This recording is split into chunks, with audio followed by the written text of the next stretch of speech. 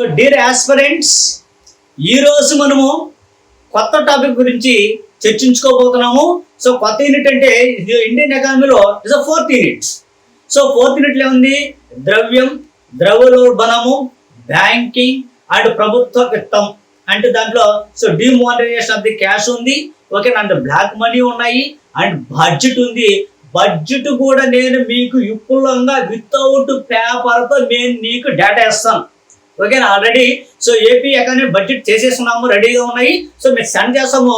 So ఏ ఒక్క point కూడా మీకు వదిలిపెట్టం. So Indian economy, AP economy నుంచి మీకు సో మా వీడియోస్ మీరు జాగ్రత్తగా చూస్తే 120 మార్క్స్ అనేది మా target. Okay right. So now so start ద్రవ్యం భావనలు. ఇది జాగ్రత్తగా గుర్తుపెట్టుకోండి. ద్రవ్య భావనల గురించి డిస్కషన్. అంటే ద్రవ్యం ఏంటంటే మనీ. సో ఇంకో భాషలో మాట్లాడితే డబ్బులు. ఒక మాటలు అంటే సో లోకల్ లాంగ్వేజ్లోకి వస్తున్నాం నేను, ఎందుకంటే మనం ఎక్కువ భాషలోనే మనం మాట్లాడుకోవాలి ఎప్పుడు కూడా. సరే, ఓకే. మనీ అనేటువంటిది it is a Latin word. ఏ పదం అమ్మా? మనీ అనేటువంటిది మనీ. సో మనీ అనేది it is a Latin word. Latin word జాగ్రత్త గుర్తుపెట్టుకోండి అమ్మా. ఈ లాటిన్ వర్డ్ నుంచి పుట్టినది మానేటా అనేటువంటి, ఓకేనా. సో పదం నుంచి సో మానేట లాటిన్ భాషలో అనేటువంటి మానేటా నుంచి ఉద్భవించినది ఈ మనీ అనేటువంటి పదం. ఏంటి మానేటా? సో ఈ మానేట అనేటువంటి ఒక దేవతమ్మ. ఎవరు అంటే ఆమె ఏ దేశం దేవత అంటే రోమన్ దేశంలో దేవత. ఆమె యొక్క దేవాలయంలోని నాణ్యాలు ముద్రించారు కాబట్టి ఏమన్నారంటే మానేట అన్నారు. ఈ పదం నుంచే మనం తీసుకున్నాము మనము సో మనీ అనేటువంటి పదాన్ని. ఇది జాగ్రత్త గుర్తుపెట్టుకోండి అమ్మా. సో ఎగ్జామినర్ ఎలాంటి బిట్ స్పందించేదానికి అవకాశం ఉంటాయనంటే ఈ పాయింట్ ఆఫ్ లోంచి. సో మనీ, ద్రవ్యము అనేటువంటిది ఏ భాష నుంచి వచ్చింది అంటాడేమో ఎగ్జామినర్. ఏ భాష? It is a Latin word, ఓకేనా. సో ఏ దేవత ఆలయంలో ముద్రించారు అని అంటే మానేట అనేటువంటి దేవత యొక్క ఆలయంలో డబ్బులు ముద్రించారు కాబట్టి మానేట నుంచి ఉద్భవించినదే మనీ, ఓకేనా. సో ఏ దేశంలో దేవత ఇట్స్ రోమన్ దేశంలో దేవత. ఇది మనం జాగ్రత్తగా గుర్తుపెట్టుకోవాల్సినటువంటి అంశం, ఓకే. సరే, ఇప్పుడు మనము ఈ ఇది ద్రవ్యం గురించి చెప్తున్నాము మనం, అంటే మనీ గురించి చెప్పేస్తాం. ఇప్పుడు దీని గురించి చాలా మంది ఆర్థికవేత్తలు ఏం చేశారంటే డిఫరెంట్ డెఫినేషన్ ఇవ్వటం జరిగింది. సో మెయిన్ ఏంటంటే క్రౌదర్ అనేటువంటి వ్యక్తి ఏమన్నాడంటే, జాగ్రత్తగా గుర్తుపెట్టుకోండి అమ్మ, మనము మన వాడుక లాంగ్వేజ్ లో చెప్పుకున్నట్లయితే, ఓకేనా, యాంత్రిక శాస్త్రంలో వచ్చేసి ఏమంటారంటే మనీని చక్రంతో పోలుస్తారు వాళ్ళు. సో యాంత్రిక శాస్త్రంలో మనీని దేంతో పోలుస్తారు? చక్రంతో పోలుస్తారు. అదే విజ్ఞాన శాస్త్రంలో మణిని దేంతో పోలుస్తారు అంటే నిప్పుతో పోలుస్తారు. అర్థమవుతుందమ్మా, ఓకేనా. అదేవిధంగా రాజనీతి శాస్త్రంలో పాలిటీలో డబ్బులు దేంతో పోల్చుకుంటారంటే ఓటుతో పోల్చుకుంటారు, చూసారా. అదేవిధంగా మన ఎకానమీలో దేంతో పోలుస్తారు మనీ అంటే ద్రవ్యం అంటారు, మనీ అంటారు, ఆ డబ్బులు అంటారు. అవునా కదా, చూసారా. ఒక్కొక్క భాషలో రాజకీయ నాయకుడికి మనం డబ్బులు ఇస్తే డబ్బులు లాగింది ఓటు ఇవ్వయా నువ్వు అంటాడు. అంటే ఓటు అతనికి మనీ. సో అదేవిధంగా మీరు చూడండి, మా పరిశ్రమల్లో పోయి యంత్రం దగ్గర పోయి దండం పెట్టుకోండి, ఎందుకంటే అదే వాళ్ళకి మనీ. సో విజ్ఞాన శాస్త్రంలో నిప్పుని దండం పెట్టుకుంటారు వాళ్ళు, కారణం అదే వాళ్ళకి మనీ. కాబట్టి మీరు ఇలా చదువుకోబోండి, ఇంకేం అవసరం లేదు. సో క్రౌదర్ అని ఈ మాట అన్నాడు. ఏమన్నాడంటే క్రౌదర్ ఏమన్నాడంటే మనీ అని అంటే సో యంత్ర శాస్త్రంలో చక్రంతో పోలుస్తారు, అదేవిధంగా విజ్ఞాన శాస్త్రంలో నిప్పుతో పోలుస్తారు, రాజనీతి శాస్త్రంలో ఓటుతో పోలుస్తారు, అర్థశాస్త్రంలో ద్రవ్యంతో పోలుస్తారు అని చెప్పేసి అన్న వ్యక్తి ఎవరనంటే క్రౌదర్, ఓకేనా. ఓకే, రైట్, తీసి నెక్స్ట్. సో మనకు వాకర్ అనేటువంటి వ్యక్తి ఉన్నాడమ్మా. వాకర్. సో ఈ వాకర్ అనేటువంటి వ్యక్తి ఏమన్నాడు అని అంటే ఏదైతే ద్రవ్యంగా చలామణి అవుతుందో అదే ద్రవ్యం అన్నాడమ్మా. Very important. యూపీఎస్ లో అడిగినటువంటి బిట్టే ఇది. సో యూపీఎస్ లో డైరెక్ట్ యూపీఎస్ 2001లో అడిగినటువంటి బిట్ ఇది. ఏమనంటే డైరెక్ట్ వేసేసే డెఫినేషన్ ని, ఓకేనా. ఏదైతే ద్రవ్యంగా చలామణి అవుతుందో దాన్నే ద్రవ్యంగా అన్న ఆర్థిక వేత్త ఎవరు అన్నాడు? ఎవరు అని అంటే వాకర్ అన్నాడు, ఓకేనా. అర్థమవుతుందమ్మా. Okay, next. సో మనకు సెల్విగ్ మ్యాన్ అనేటువంటి వ్యక్తి ఉన్నాడమ్మా. నెక్స్ట్ మరొక వ్యక్తి ఎవరు ఉన్నాడు? సెల్విగ్ మ్యాన్. ఈ సెల్విగ్మాన్ అనేటువంటి వ్యక్తి ఏమన్నాడు ద్రవ్యం గురించి? డెఫినేషన్ ఏం చెప్పాడనంటే గుర్తుపెట్టుకోండి, సర్వ అంగీకారం కలిగినదే ద్రవ్యము. ఏదైతే సర్వ అంగీకారం కలిగి ఉంటుందో దానే ద్రవ్యం అన్న వ్యక్తి ఎవరంటే సెల్విగ్మాన్. ఇది జాగ్రత్తగా గుర్తుపెట్టుకోండి అమ్మా. సో కాబట్టి సో ఈ మాట ఈయన అన్నాడు సెల్విగ్మాన్. నెక్స్ట్ వ్యక్తి ఎవరు? సో మీకు బాగా తెలుసు, ఓకేనా, ఫ్రీడ్మాన్.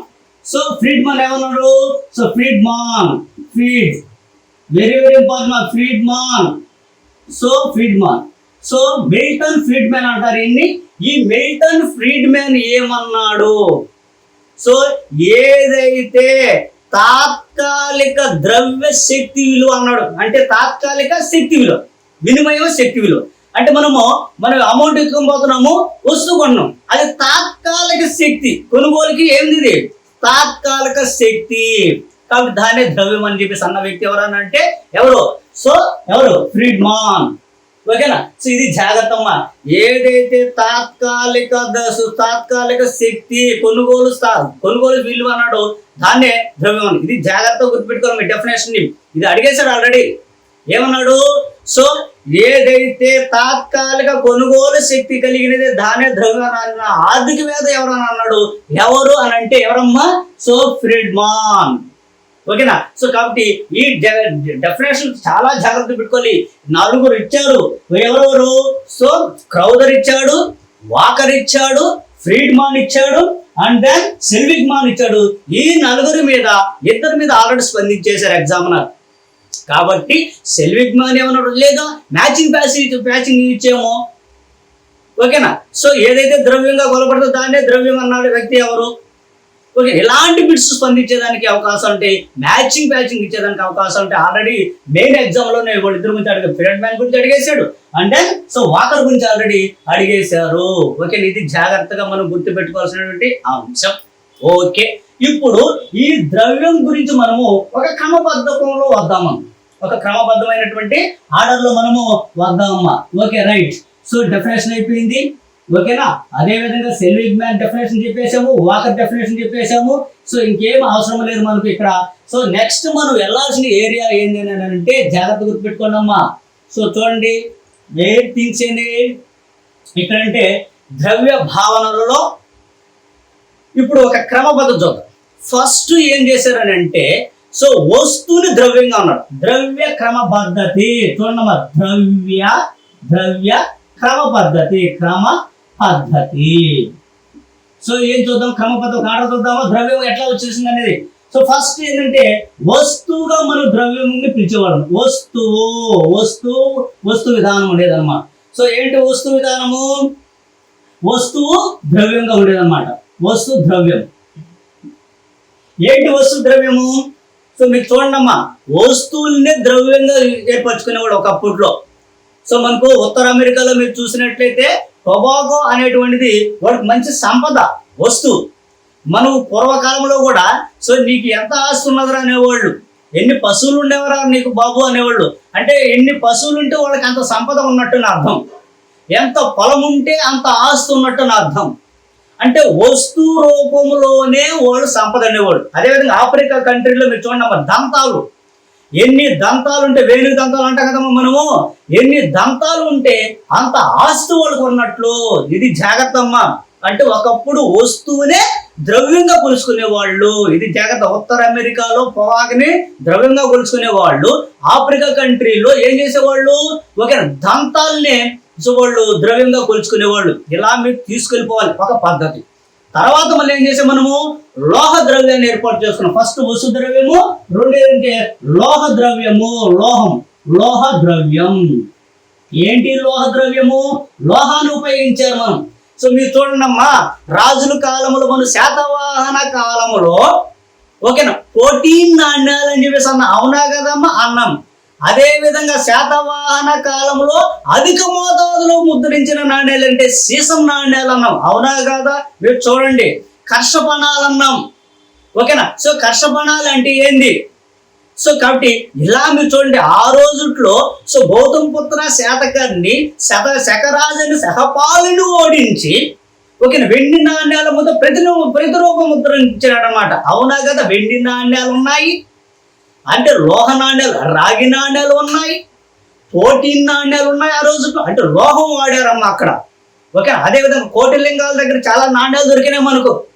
బంగారు నాణ్యాలు, గుప్తుల కాలంలో బంగారు నాణ్యాలు ముద్రించారు. గుప్తుల కాలంలో చూడండి, గోల్డ్ అనగానే అది క్వాలిటీ, హై క్వాలిటీ గోల్డ్ అనమాట. బంగారం ఉపయోగించారు మా అమౌంట్లో, డబ్బుల్ని. ఓకేనా, ఈ రోజు కదమ్మా మనం రూపాయి కాయిన్స్, 1 రూపీ కాయిన్స్, అంటే 2 రూపీస్ కాయిన్స్, అంటే 5 రూపీస్ కాయిన్స్, వీటిల్లో కూడా మనం లోహాన్ని వాడుతున్నాం. ఓకేనా, ఐరన్ వాడుతున్నాం మనము. సో కాబట్టి ఇది మీరు జాగ్రత్త గుర్తుపెట్టి, ఇక్కడ లోహాన్ని వాడటం స్టార్ట్ చేశాము. ఓకేనా, సో ద్రవ్య ముద్రణలో లోహాన్ని వాడినందువల్ల దాన్ని మనం లోహ ద్రవ్యం అన్నాము. ఇదంతా కూడా ఎవరి కాలాల్లో జరిగినట్టే? రాజుల కాలాల్లో జరిగినటివి. ఓకేనా, ఇది జాగ్రత్తగా గుర్తుపెట్టుకోవాలమ్మా. శాతవాహన కావచ్చు, మౌరులు కావచ్చు. శాతవాహనులకి ఎవరికి సామంతులు అంటే మౌరులకు సామంతులు, అవునా కదమ్మా? కాబట్టి చూడండి, మౌరులు వాడున్నారు కాయిన్స్, సో వీళ్ళు వాడున్నారు. శాతవాహన వాడు, ఇక్ష్వాకులు వాడున్నారు. ఓకేనా, సో అదే విధంగా మీరు చూడండి, అంటే సో మరొక విషయం చెప్తాను. సో విష్ణుకుండులు ఉన్నారు. విష్ణుకుండులు కలిసి వచ్చేళ్ళకి ఏమన్నారు? గవ్వల్ని వాళ్ళు ఏం చేశారు? వస్తువులుగా వాడారు, డబ్బులుగా వాడారు. అవునా కదా? మీరు చూడండి అమ్మా, గవ్వల్ని డబ్బులుగా వాడారమ్మా. సో మీరు జాగ్రత్త చూస్తే తూర్పు చాళుక్యుల యొక్క కాలంలో ఏమంటారో తెలుసా మీకు? ఓకేనా, రైట్. ఎవరైనా 4 రాళ్ళు సంపాదించుకుని 4 రాళ్ళు వెనకాల వేసుకున్నారా అంటారు. అంటే సంపాదించావా డబ్బులు అనే ఉంటారు. అప్పుడు ఏంటంటే రాళ్ళు విధానంలో ఉండేటివి, వస్తు విధానంలో ఉండేటివి, ఇలా అన్నమాట. Okay, right. మీరు చూడండి, లోహ ద్రవ్యం. ఓకేనా, సో లోహ ద్రవ్యము అంటారన్నమాట. అదేవిధంగా తర్వాత కాలం క్రమేణా మనం ఏం చేసామనంటే పేపర్, కాగిత ద్రవ్యము. చైనా ఎంటర్ అయిన తర్వాత, చైనా బాగా పుంజుకున్న తర్వాత కాగిత ద్రవ్యం గురించి కనుక్కోవడం జరిగింది. దాన్ని ఎంచుకొని మనం ఏం చేశారంటే ద్రవ్యాన్ని ముద్రించడం జరిగింది. ఈ రోజు మనము ఏ ద్రవ్యాన్ని ప్రింట్ చేస్తున్నాం అంటే ఎక్కువ మోతాదులో పేపర్ ద్రవ్యాన్ని ఇస్తున్నాము. కర్ణాటక నుంచి, కేరళ తెలుసు. సో కెనడా దేశం నుంచి హై క్వాలిటీ పేపర్ మనం దిగుమతి చేసుకుంటున్నాము. ఆ పేపర్ నుంచి మనము అమౌంట్ని ప్రింట్ చేస్తున్నాం అనమాట, కరెన్సీని. ఓకేనా, నెక్స్ట్ నేను చెప్తాను దాని యొక్క ఫీచర్స్ వచ్చినప్పుడు, మనీ ఫీచర్స్ వచ్చినప్పుడు నేను మొత్తం చెప్తాను. అక్కడ ఒక బిట్ ఉన్నది మనకు, ఆ బిట్ని మనం ముచ్చటించుకుందాం. సో తర్వాత నెక్స్ట్ ఏంది? సో పరపతి ద్రవ్యంకి వచ్చేసాము. కాగిత ద్రవ్యం కానించి మళ్ళీ పరపతి ద్రవ్యము. పరపతి ద్రవ్యం. సో ఏంటి పరపతి ద్రవ్యము? సో మన ద్రవ్యాన్ని బ్యాంకులో డిపాజిట్ చేసి మనం ఏం చేసుకుంటాము? మళ్ళీ అప్పు తెచ్చుకుంటాం. దాన్ని పరపతి ద్రవ్యం అంటాం. ఓకేనా, బ్యాంకులో మనం డిపాజిట్ చేసి సో అక్కడి నుంచి పరపతి తెచ్చుకుంటాం, అప్పు తెచ్చుకుంటాము అంటాం కదా, అట్లా చెప్పుకోవాలమ్మా. సో పరపతి ద్రవ్యానికి వచ్చేసాము. ఇది జాగ్రత్త గుర్తుపెట్టుకున్నాము. ఇప్పుడు వచ్చేదే మీకు బిట్టు, అది మీరు చూసుకోండి. ఇది $1 మిలియన్ ప్రశ్న. సో ఇది ఏదో కాదు, అది నేను మీకు చెప్తాను. సమీప ద్రవ్యం.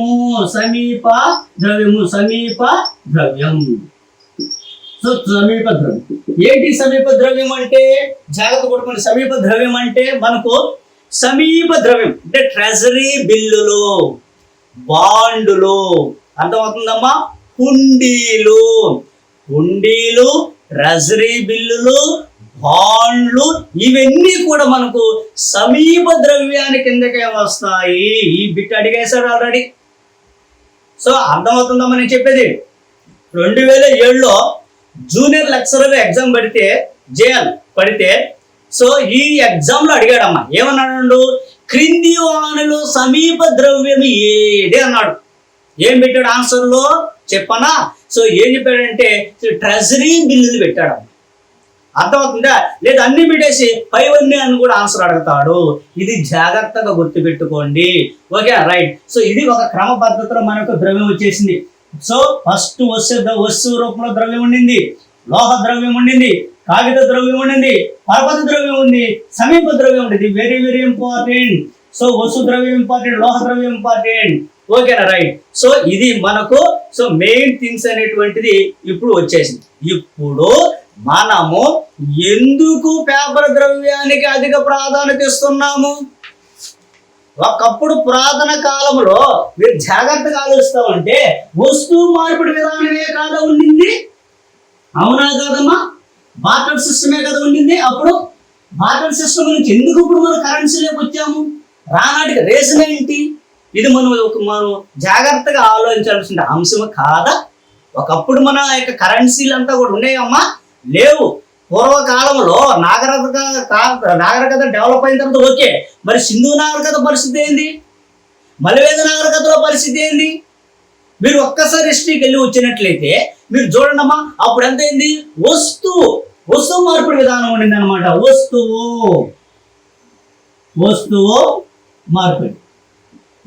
మార్పిడి విధానం ఉండింది. ఏంటి బార్టర్ సిస్టమ్? సో చూడమ్మా, వస్తువు మార్పిడి విధానం అంటే ఏంటంటే మనకు కావాల్సిన వస్తువుని, మన దగ్గర ఉన్న వస్తువుని ఇచ్చేసి మనకు కావాల్సిన వస్తువుని ఇతరుల నుంచి తీసుకోవాలి వాళ్ళు. దీని ఏమంటాము? వస్తువు మార్పిడి విధానం, లేదా వినిమయ విధానం అంట, లేదా బార్టర్ సిస్టమ్ అని కూడా అంటారు. ఇది జాగ్రత్త అమ్మా. సో దీనికి ప్రస్తుతం మార్కెట్ మనం ఏం పిలిచేవాళ్ళంటే C2C అంటారు దీన్ని. సో దీన్ని C2C అంటారమ్మా. కమోడిటీ టు కమోడిటీ, వస్తువు టు వస్తువు. నేను కేజీ టమోటా నీకు ఇచ్చా, కేజీ వంగ నేను తీసుకున్నాను.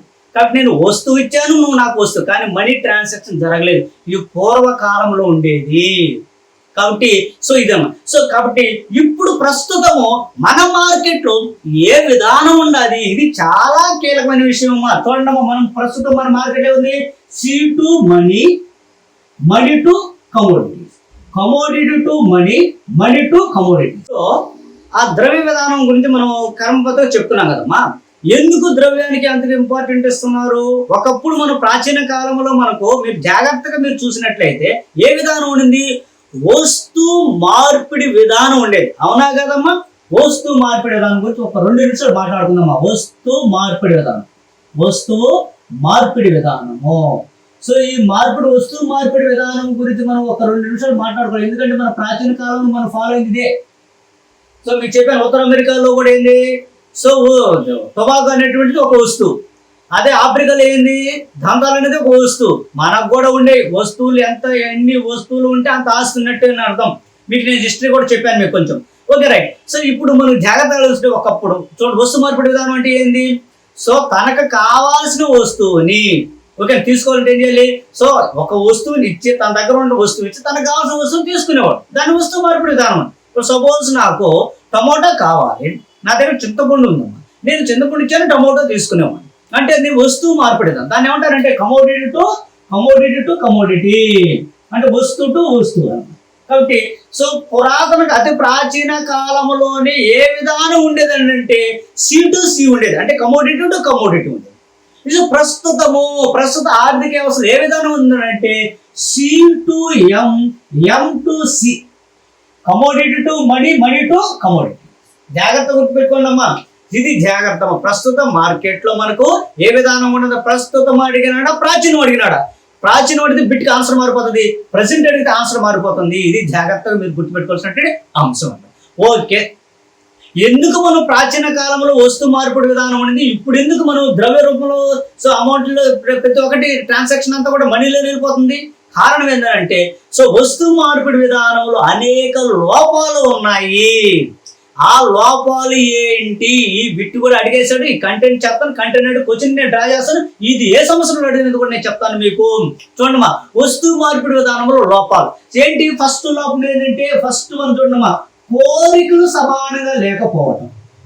ఇద్దరు వ్యక్తులు ఉన్నారు, ఇద్దరు వ్యక్తుల మధ్య కోరికలు సమానం. ఇప్పుడు మనం ఇంతకుముందు టమాటోలు ఇస్తాం, నాకు కావాల్సిన చింతపండు ఇమ్మన్నాను, నాకు అవసరం లేదా చింతపండు అన్న, అంటే అతని కోరిక వేరే విధంగా ఉంది. ఓకే, చూసారా? సో కోరికలు కరెక్ట్గా లేకపోవడం. సెకండ్ వన్ వచ్చేసి ఏంటంటే, సెకండ్ ప్రాబ్లం ఏంటంటే సో కాల సమన్వయం లేకపోవడం. కాల సమన్వయం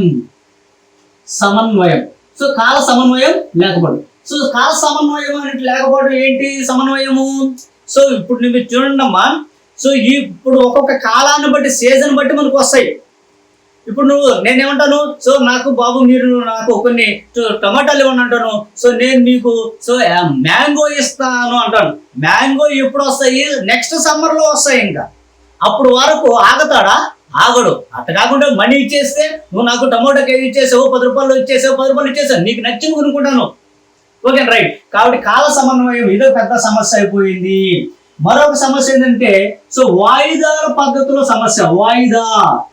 వాయిదాలు. సో వాయిదాలు అంటే ఏంటి? EMI system. ఇప్పుడు డబ్బులు మనం ఈఎంఐలో కడతాం. సపోజ్ సో నువ్వు ఒక గవర్నమెంట్ ఎంప్లాయీ అయినావు, ఓకేనా, రేపు ఎంఆర్ఓ అయినావు, ఓకే, నీ శాలరీ వచ్చేసి 70,000 రూపాయలు. 70,000 రూపాయలు వెంటనే నువ్వు ఏం చేస్తావు? SBI బ్యాంకులోకి వెళ్ళేసి ఒక 50 లక్షల రూపాయలు అప్పు తెచ్చుకొని ఏదో హౌస్ లేకపోతే ప్లాట్ ఏదో ఒకటి నీకు నచ్చింది, గోల్డ్ ఏదో ఒకటి కొంటావమ్మా. నువ్వేం చేస్తావు, నెల నెల ఈఎంఐ సిస్టంలో కట్టడం. ఇప్పుడు ద్రవ్య విధానం, ఒకప్పుడు వస్తు మార్పిడి విధానంలో ఈఎంఐ కట్టే విధానం ఉండదా? లేదు. ఇప్పుడు మనము ఆ ద్రవ్యము దాని క్రమబద్ధకాన్ని చెప్పుకున్నాం కదమ్మా. ఒక్కసారి ద్రవ్యము యొక్క ఫ్లాష్ బ్యాక్ వెళ్ళాలి. సో పూర్వం నాగరికత కాలంలో అంటే సింధు నాగరికత, హర్పా నాగరికత, మలివేద నాగరికతలో ఆ టైంలో ద్రవ్య ప్లేస్లు ఏమున్నాయని మనము కొంచెం ఒక 2 నిమిషాలు చెప్పుకోవాల్సిన అవసరం అనేది మనకు ఉంది. ఇక్కడ చూద్దామా. అప్పుడు ఏముంది ఉందంటే వస్తు మార్పిడి విధానం అనేది ఉండేది, బార్టర్ సిస్టమ్ అనేటువంటిది ఉండేది. ఇంగ్లీష్ మీడియం వాళ్ళు అయితే ఆరు వినిమయం విధానం అనేటువంటిది ఉండేది. ఇది జాగ్రత్త గుర్తుపెట్టుకోండి అమ్మా.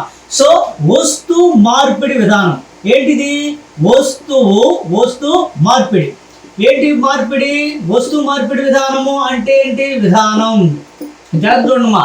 చూడండి, ఒక వస్తువుని ఇచ్చి తనకు కావాల్సినటువంటి వస్తువుని తీసుకోవడాన్నే సో వస్తు మార్పిడి విధానం అంటారు. ఇది జాగ్రత్తగా గుర్తుపెట్టుకోవాలమ్మా. సో పూర్వకాలంలో ఏం చేశారు? సో ఒక వస్తువుని ఇచ్చేవాడు. సపోజ్ నేను కూరగాయలు ఇస్తే నాకు ప్రతిఫలంగా నేను ఏం చేసేవాడిని, ఇతరుల నుంచి నేను తీసుకునేవాడిని, పండ్లు తీసుకునేవాడిని, అంటే ఫ్రూట్స్ని తీసుకునేవాడిని. అంటే అది వస్తువు విధానం. అంటే ఆ రోజుల్లో కోరికలు, మానవుడి యొక్క కోరికలు చాలా తక్కువగా ఉండేవి. అంటే గౌతమ బుద్ధుడు అంటారు, మీకు బాగా తెలుసు. సో దుఃఖానికి కారణము కోరికలే అంటాడు కదా. అట్లా ఆ రోజుల్లో మానవుడి యొక్క సింధు నాగరికత, హర్పా నాగరికత, మలివేద నాగరికతలో చూడండి మీరు, మానవుడి యొక్క కోరికలు చాలా తక్కువగా ఉండేటివి. అది దానిలో భాగంగా మీరు జాగ్రత్త గుర్తుపెట్టుకోవాల్సిందంటే అప్పుడు మార్కెట్లో కూడా ఎలా ఉండేదంటే సో ఓన్లీ C2C విధానం ఉండేది. అంటే C2C విధానం అంటే ఏంది? సో కమోడిటీ టు కమోడిటీ అంటారమ్మా దీన్ని. సో పూర్వము సింధు నాగరికత ఇలాంటి కాలంలో, పూర్వకాలంలో ఆది మానవులు లాంటి కాలంలో అనుకోవాలి ఒక మాటలో చెప్పాలంటే, ఆ కాలంలో మార్కెట్ ఎలా ఉండేది అని అంటే ఎలాంటి మార్కెట్ ఉండేది? జాగ్రత్తగా లోంచి C2C మార్కెట్ ఉంది. కమోడిటీ టు కమోడిటీ, వస్తువు టు వస్తువు మార్కెట్ విధానం ఉండేది. తర్వాత మానవుని యొక్క కోరికలు అనేటువంటి పెరిగిపోయినాయి. ఓకేనా. సో తర్వాత ఏమంటే ఆర్థిక కార్యకలాపాలు కూడా బాగా ఎక్స్టెన్షన్ ఇచ్చాయి. అంటే మార్కెట్ విధానం కూడా బాగా పెరిగిపోయింది. కాబట్టి అందువల్ల ఏమైందంటే సో వస్తు మార్పిడి విధానానికి మనం ఏం చేయాల్సి వచ్చింది? సో దాన్ని క్యాన్సిల్ చేసి మనం దేనికి వెళ్ళాల్సి వచ్చింది? ద్రవ్య విధానానికి వెళ్ళాల్సి వచ్చింది. ద్రవ్యం అంటే మనీ. ఓకేనా. ఇది జాగ్రత్త గుర్తుపెట్టుకోండి అమ్మా. సో ప్రస్తుతము మనము మన మార్కెట్లో, ప్రస్తుతం ఉన్నటువంటి మార్కెట్లో ఏ విధానం ఉండదని అంటే చూడండి, జాగ్రత్త పెట్టుకున్నా. C2 అంటే commodity to money and money to commodity విధానం ఉండాలి. ఫస్ట్ మనము వెజిటేబుల్ షాప్కి వెళ్తాం. వెజిటేబుల్ షాప్కి వెళ్తే సో మనం వెళ్ళి వెంటనే అతను మనకు కూరగాయలు ఇస్తాడు. కూరగాయలు ఇచ్చిన వెంటనే అతనికి మనీ ఇస్తాం. అదే సో వస్తువులు ఇస్తే మళ్ళీ మనీ ఇస్తాం. కాబట్టి దీన్ని ఏమంటాం మనము? C2M, M2C అని అంటారు. సో ఎగ్జామినరు ప్రస్తుతము ఏ మార్కెట్ విధానం ఉన్నది అని అంటే C2M అండ్ C విధానం ఉండాలి. పూర్వం ఏ మార్కెట్ ఉండేదంటే ఏ మార్కెట్ ఉన్నది? C2C విధానం అనేది ఉండాలి. ఇది జాగ్రత్తగా గుర్తుపెట్టుకోవాల్సినటువంటి ఆవశ్యకత ఉన్నది. సరే, ఇప్పుడు మనకు మానవ కోరికలు మారినాయి అన్నారు, ఆర్థిక కార్యకలాపాలు చేంజ్ అయినారు అన్నారు. కాబట్టి సో దీంట్లో సమస్యలు అనేది బయటపడ్డాయి. ఏది? వస్తు మార్పిడి విధానంలో సమస్యలు అనేటువంటివి బయటపడటం జరిగింది. ఏ సమస్యలు ఉన్నాయి వస్తు మార్పిడి విధానంలో అని అంటే కొంచెం చూడమ్మా. వస్తు మార్పిడి విధానంలో ఉన్నటువంటి లోపాలు వెరీ వెరీ ఇంపార్టెంట్ అమ్మా. లోపాలు చూద్దాం. సో వస్తు మార్పిడి విధానంలో లోపాలు అంటే ఫస్ట్ లోపం ఏంటంటే మానవుడి యొక్క కోరికలు, సో ఇద్దరి మధ్య మానవుడి కోరికలు సమానంగా లేవు. ఇది పెద్ద సమస్య. సో రెండో సమస్య ఏంటంటే కాల సమన్వయం. సో ఈ కాల సమన్వయం అనేటువంటిది లేదు, కరెక్ట్గా లేదు. సమన్వయం లేదు అంటే కాలాల మధ్య సమన్వయం లేదు. సీజన్లో కొన్ని వస్తాయి, అన్ సీజన్ ఉంటాయి కొన్ని వస్తువులకి. ఇది పెద్ద సమస్య. సో మరొక సమస్య ఏంటి అంటే నిల్వ. అంటే వస్తువుల్ని మనము నిల్వ చేయలేము. ఎక్కువ రోజులు ఇప్పుడు టమోటా పండించాము. మా టమోటా అనేది సంపదే, కాదంటం లేదు. టమోటాని ఎక్కువ రోజులు నిల్వ చేయగలవా? చేయలేము. ఇమ్మీడియట్ మనం ఏం చేస్తాం? టమోటా పంటని అమ్మేసి మనీ లెక్క కన్వర్ట్ చేసేసుకుంటాం మనం. కాబట్టి ఇది ఒక ప్రధానమైన సమస్య అయింది వస్తు మార్పిడి విధానంలో. అదేవిధంగా మరొక సమస్య ఏంటంటే వస్తు మార్పిడి విధానంలో విభజించడము, విభజన అనేది పెద్ద సమస్య అయిపోయింది. వస్తువుని ఏ విధంగా విభజించాలని పెద్ద సమస్య అయింది. ఇది పెద్ద సమస్య. అదే మనీ అయితే మనం ఈజీగా విభజించవచ్చు. 100 రూపాయలు 2 స్ప్లిట్ అంటే 50-50. సో లేదా 10 టైమ్స్ అంటే 10 రూపాయలని 10 టైమ్స్ 1 రూపీస్లో కలిగి విభజించవచ్చు. సో అదే వస్తువుని విభజించలేము. ఇది పెద్ద సమస్య. సో మరొక సమస్య ఏంటంటే వాయిదాలకి సో అనుకూలంగా లేదు. EMI system. సో రేపు నువ్వు ఎంఆర్ఓ అవుతావు, 50 సో నీకు పీరియడ్ అయిపోయింది. సో పీరియడ్ అయిపోయిన తర్వాత ఏంటంటే సో ప్రొబేషన్ పీరియడ్ అయిపోయింది వెంటనే మళ్ళీ నీకు సో ఏం చేస్తారు, ఎస్బీఐ బ్యాంక్ లోన్ ఇస్తుంది. సార్ నీకు 50 లక్షలు లోన్ ఇస్తాను సార్, తీసుకోండి సార్ అంటుంది. తీసుకుంటావు. నువ్వేం చేస్తావు, నెల ఈఎంఐ సిస్టంలో కడతావు. ఇది ద్రవ్య సిస్టమ్ ప్రస్తుతం ఉన్నది. అదే వస్తు మార్పిడి విధానంలో నువ్వు కట్టగలవా? కట్టలేవు. కాబట్టి ఇది పెద్ద సమస్య అయింది. విభజన పెద్ద సమస్య అయింది. కోరికలు సమన్వయం లేకపోవటము, కాలయాపన కట్టగలేకపోవటము, నిల్వ చేయలేకపోయాము. చూసారా? ఇవన్నీ సమస్యల వల్ల మనం ఏం చేశానంటే మనము పేపర్ ద్రవ్యానికి అధిక ఇంపార్టెంట్ అనేది ఇవ్వటం జరిగింది. కొలత కట్టగలేదు. ఇంకొక సమస్య కూడా కొలతలు కట్టగలేకపోవటము. కొలతలు అంటే మీరు చూడమ్మా, సో కొలత కట్ట చేయలేం. ఇప్పుడు so gold price different, diamond price different, అందులో silver price different, platinum price different. అవునా కదా? విలువను కొలిచాం మనం. గోల్డ్ వచ్చేసి మీకు బాగా తెలుసు, డైమండ్ ఎలా ఉందో తెలుసు. విలువను కొలిచేసాం. కానీ వస్తువులు విలువ కొలవగలమా? కరెక్ట్గా కొలిచే మెజర్మెంటే లేదు. కాబట్టి అదే పెద్ద సమస్య అయిపోయింది. సో ఈ సమస్యల వల్ల ఈరోజు మనము సో పేపర్ ద్రవ్యానికి వెళ్ళిపోవాల్సి వచ్చింది, లేదా లోహ ద్రవ్యానికి వెళ్ళిపోవాల్సి వచ్చింది. ద్రవ్యం అంటే మనీ. ఇది జాగ్రత్త గుర్తుపెట్టుకోండి అమ్మా. సరే, ఓకే. సో ఇది జాగ్రత్త అమ్మా. సో దీని నుంచి ఆల్రెడీ అడిగిన బిట్టిందో తెలుసమ్మా. సో వస్తు మార్పిడి విధానములో గల ప్రధానమైన లోపం ఏది క్రింది వానిలో అన్నాడమ్మా. ఏంటి లోపము? సో ఏంటడు కాల సమన్వయం లేకపోవటం. ఇట్లా జాగ్రత్త మీరు గుర్తుపెట్టుకోండి.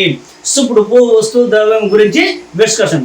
సో దీనికోకుండా సో దీన్ని కొంచెం మార్పు చేసి ఎలా అంటే అత్యంత శక్తివంతమైన ద్రవ్యం ఏదని అంటాడు. అత్యంత శక్తి మన అడిగాడమ్మా. 2011 సంవత్సరంలో జరిగినటువంటి గ్రూప్ 2లో అడిగిన ప్రశ్న ఏది? అత్యంత శక్తివంతమైన ద్రవ్యం ఏదనంటే ప్రజల వద్ద ఉన్నటువంటి కరెన్సీ నోటులు, బ్యాంకులో ఉన్నటువంటి డిపాజిట్లు, అదేవిధంగా కేంద్ర బ్యాంక్ అనేటువంటి రిజర్వ్ బ్యాంక్ దగ్గర ఉన్నటువంటి డిపాజిట్లు. ఇవి ఏంటనంటే ఇవి శక్తివంతమైనటువంటి ద్రవ్యం అంటారు. ఇది అడిగేశాడు. ఓకేనా? సో ఇది జాగ్రత్తమ్మా. సో బ్యాంకుల్లోకి లేకపోతే పెద్ద బ్యాంక్ ఏంటంటే సో ఎస్బీఐ. ఈ బిట్టు అడిగేశాడు. ఓకే, బేసిక్ బిట్ అడిగాడమ్మా. ఇంకా కొన్ని చెప్తా పోతాను నేను మీకు. చూడండి ఎంత బేసిక్ బిట్టు 2011 సంవత్సరంలో అడిగినాడు. సో అనేది మీకు మొత్తం చెప్పుకుంటా పోతాను నేను. మీరు ఎక్కడ కూడా ఏ పాయింట్ నేను మిస్ అయ్యి. ఓకే, రైట్, సరే తీసి. సో నెక్స్ట్ విధానం ఏంటి అని అంటే జాగ్రత్త గుర్తుపెట్టుకోండి. మనము ఇప్పుడు ద్రవ్యం రకాలు ఏంటి, ఎన్ని రకాలుగా మన ద్రవ్యాన్ని మనం విభజించడం జరిగింది, అసలు ద్రవ్య విధానం గురించి మనము ఇప్పుడు డెప్త్గా వెళ్ళిపోదామా. ఒకవేళ చూడండి, ఇప్పుడు ద్రవ్యం రకాలు, ద్రవ్యం మనీ రకాలు, టైప్స్ ఆఫ్ మనీ. సో ద్రవ్యం రకాలు చూడండి. సో రకాలు ఈ ద్రవ్యము మామూలుగా మనకు బేసిక్గా వాళ్ళు ఏం చేశారంటే ద్రవ్యాన్ని 4 రకాలుగా విభజించడం జరిగింది. ద్రవ్యాన్ని ఎన్ని రకాలుగా విభజించినారు? 4 రకాలుగా విభజించారు. First one step by step వెళ్ళిపోదమ్మా. సో ఫస్ట్ వన్ వచ్చేసి జాగ్రత్త గుర్తుపెట్టుకోండి. ద్రవ్యము తయారు చేసే ద్రవ్యం ఉండాలి కదమ్మా. ఇప్పుడు మనం తయారీలో ఉపయోగించే వస్తువు, ద్రవ్యం తయారీలో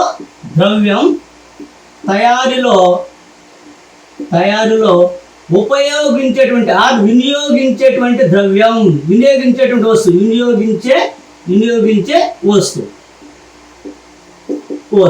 చూద్దామా. ఫస్ట్ వన్ తీసుకున్నాం. ఎందుకు మళ్ళీ రాయడం టైం వేస్ట్. కాబట్టి చూడండి. సో ద్రవ్యం తయారు వినియోగించేటువంటి వస్తువు. ఫస్ట్ ద్రవ్యం తయారు చేస్తాం కదా మనం. పేపర్ కరెన్సీ నోట్లు తయారు చేస్తాం, మనం డబ్బులు తయారు చేస్తున్నాం కదమ్మా. సో దాంట్లో వాడేటువంటి వస్తువును బట్టి ద్రవ్యాన్ని మనము సో నిర్ణయించడం జరుగుతుంది. దాంట్లో ఉపయోగించే వస్తువుని బట్టి ద్రవ్యాన్ని మనము చూడండి. ఇక్కడ మనం 2 రకాలుగా ఉపయోగిస్తాము. మళ్ళీ 2 రకాలుగా విభజించడం జరుగుతుంది. అర్థమవుతుందమ్మా నేను చెప్పేది. సో ఫస్ట్ వన్ ఏంది? లోహ ద్రవ్యం. లోహాన్ని ఉపయోగిస్తాం, లోహ ద్రవ్యం. అండ్ దెన్ కాగితపు ద్రవ్యం, కాగితం ఉపయోగిస్తాం కాబట్టి దీన్ని మనం కాగిత ద్రవ్యం. సో ఫస్ట్ వన్ ఏంటి? ద్రవ్య రకాల ఫస్ట్ వన్ ఏంటి? ద్రవ్యం తయారులో వినియోగించే వస్తువులు. ద్రవ్యం తయారులో వినియోగించే వస్తువులు ఎన్ని రకాల వస్తువులు వస్తాయి? మనం లోహాన్ని వాడుతున్నాము, కాగితాన్ని వాడుతున్నాం. లోహం లేదా? రూపాయి కాయిన్స్ ఉందమ్మా, లోహమే కదా అది. 5 రూపీస్ కాయిన్ లోహమే కదా, 10 రూపీస్ కాయిన్ లోహమే కదా, లోహం ద్రవ్యం. అదేవిధంగా కాగితాన్ని వాడుతున్నాం మనం ఈరోజు. 5 రూపీస్ నోట్ ఉన్నది, 10 రూపీస్ నోట్ ఉంది, అదే సో 20 రూపీస్ అంటే, సో మనకు 50 రూపీస్ అంతే, 100 రూపీస్ అంతే, 500 రూపీస్ నోట్ ఉన్నది, 2000 రూపీస్ నోట్ ప్రింట్ కొట్టారు మనది. ఇప్పుడు మన 2016 సంవత్సరంలో డిమానిటైజేషన్ ఆఫ్ ది క్యాష్ అనే టైంలో సో 2000 రూపాయల నోటు కంటే 1000 రూపాయల నోటు దాన్ని వేసేసాడు మన బిట్టు. సో 2007 సంవత్సరంలో జరిగినటువంటి గ్రూప్ 2 ఎగ్జామ్లో 2017 సంవత్సరంలో జరిగినటువంటి గ్రూప్ 2 ఎగ్జామ్లో అడిగిన బిట్ ఏదంటే 2016లో ఏం చేశారు? డిమానిటైజేషన్ క్యాష్కి వెళ్ళారు, వెంటనే బిట్స్ స్పందించేశారు. చూసారా? ఓకే, కాబట్టి ఎలాంటి బిట్స్ మనము సో నేర్చుకుంటూ ముందుకు వెళ్ళిపోయినట్లయితే అతి సునాయాసనంగా మనము సో బిట్కి ఆన్సర్ చేయొచ్చు. ఇప్పుడు లోహం చూద్దామా. లోహం వినియోగాన్ని బట్టి మళ్ళీ అగైన్ మనము 3 రకాలుగా విభజించడం జరుగుతుంది. సో ఫస్ట్ వన్ ఏంది? పూర్తి ప్రమాణం కలిగినటువంటి ద్రవ్యము, అదేవిధంగా తక్కువ ప్రమాణం కలిగినటువంటి ద్రవ్యము, అదేవిధంగా సో ప్రాతినిధ్యపు ద్రవ్యము అని 3 రకాలుగా విభజించడం జరిగింది. ఓకే రైట్, చూడండి. ఫస్ట్ వన్ ఇది పూర్తి ప్రమాణం. సో పూర్తి ప్రమాణం కలిగినటువంటి ద్రవ్యం. ఓకే, దీని గురించి చూద్దామా ఒక నిమిషము. పూర్తి ప్రమాణం కలిగిన ద్రవ్యం అంటే ఏంది? ఇది చూడండి, 100% లోహ విలువని సో అంతర్గత విలువ, బహిర్గత విలువ సమానంగా ఉంటుంది. ఓకేనా? కాబట్టి దీన్ని ఏమంటారంటే పూర్తి ప్రమాణం కలిగినటువంటి ద్రవ్యం అంటారు. ఇంగ్లీష్ మీడితే స్టాండర్డ్ మనీ అని అంటారు. ఇంగ్లీష్ మీడియం వాళ్ళకి ఇది జాగ్రత్త గుర్తుపెట్టుకోండి అమ్మా. సో అంటే బహిర్గత విలువ, ఓకేనా, అంతర్గత విలువ 2 ఈక్వల్గా ఉంటుంది. అలాంటి ద్రవ్యాన్ని ఏమంటారు? పూర్తి ప్రమాణం కలిగిన ద్రవ్యం. ఫర్ ఎగ్జాంపుల్ మనకు సో ఏంది అంటే సో బంగారాన్ని మనం సో 100% పెట్టుకొని మనం సో ప్రింట్ కొడతాం అనమాట. ఇది జాగ్రత్త గుర్తుపెట్టుకోండి అమ్మా. రెండోది ఏంటంటే తక్కువ ప్రమాణం కలిగిన ద్రవ్యం. Very very very important. Token money అంటారు ఇంగ్లీష్ మీడియం వాళ్ళు అయితే. సో తక్కువ ప్రమాణం కలిగినటువంటి ద్రవ్యం అంటే ద్రవ్యం తయారీలో బహిర్గత విలువ అంతర్గత విలువ కన్నా ఎక్కువగా ఉంటుంది. దీన్ని టోకన్ మనీ అంటారు. దీన్ని అడిగేసాడు ఆల్రెడీ. సో ఎప్పుడు అడిగాడు అని అంటే మీకు చెప్తాను ఒక మాట నేను. So okay right. సో జాగ్రత్తగా గుర్తుపెట్టుకోండి. సో 2000 ఓకేనా. సో ఏఎస్ఓ ఎగ్జామ్లో అడిగాడమ్మా. సో ఎన్టీఆర్ అసిస్టెంట్ జూనియర్ అసిస్టెంట్లో ఎన్టీఆర్ యూనివర్సిటీ ఉంది కదమ్మా. సో వాళ్ళకి అడిగినట్టు 2012లో అడిగిన బిట్టేది. ఓకేనా. సో అదేవిధంగా ఎట్లా అడిగాడు దాన్ని?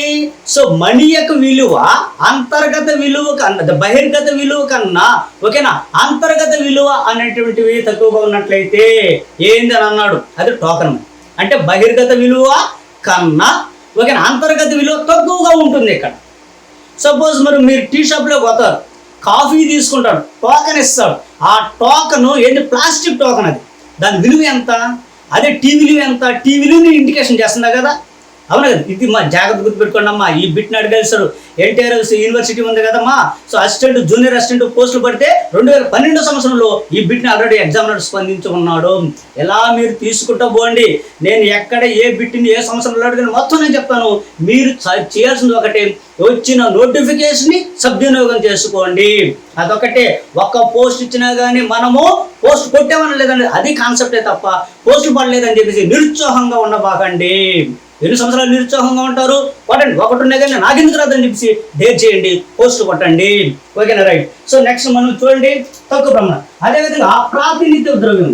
సో ప్రాతినిధ్య ద్రవ్యం ఏంటి? ప్రాతినిధ్య ద్రవ్యం సో రిప్రజెంటేటివ్ మనీ అంటారమ్మా దీన్ని. సో రిప్రజెంటేటివ్ మనీ అంటే ఏంది? సో ద్రవ్యం తయారీలో తక్కువ విలువ కలిగిన నాణ్యాన్ని అంటే లోహాన్ని, తక్కువ విలువ కలిగిన కరెన్సీని ఉపయోగించి ద్రవ్యాన్ని కానీ తయారు చేసి అంటే డబ్బులు కానీ తయారు చేసే దాన్ని మనం ఏమంటామంటే ప్రాతినిధ్యపు ద్రవ్యం అంటారు. రిప్రజెంటేటివ్ మనీ అని అంటారు. జాగ్రత్త పెట్టుకోండి మా ఇంగ్లీష్ మీడియం వాళ్ళు అయితే. ఓకేనా రైట్. సో ఇంకేం లేదు. దీనికి ఏంటి? ఇప్పుడు మనకు బంగారు నిల్వలు వచ్చేసి ₹1,00,00,000 ఉన్నదమ్మా. ₹1,00,00,000 విలువని దేని రూపంలో చూపిస్తాం? మనం పేపర్ రూపంలో పంపిస్తాం. అంటే డబ్బులు ఫైనాన్స్ రూపంలో పంపిస్తాం. పేపర్ కాస్ట్ తక్కువ కదా, తక్కువ రూపంలో ఈ ₹1,00,000 విలువైనటువంటి కోట్లు విలువైనటువంటి బంగారాన్ని పంపిస్తాం మనం.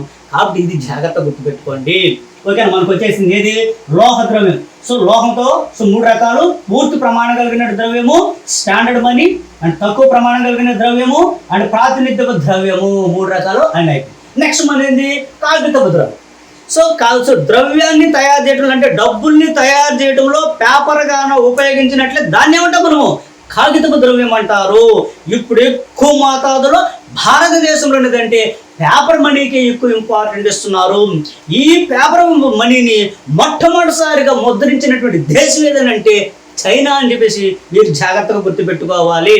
చైనా నుంచి మనం తీసుకున్నామమ్మా. Okay right. చైనా వాళ్ళు ముందు పేపర్ కరెన్సీలోకి వెళ్ళారు. Okay right. ఇప్పుడు కాగిత ద్రవ్యాన్ని కూడా మనము 3 రకాలుగా విభజించడం జరుగుతుంది. There are 3 types of this paper money. The first one.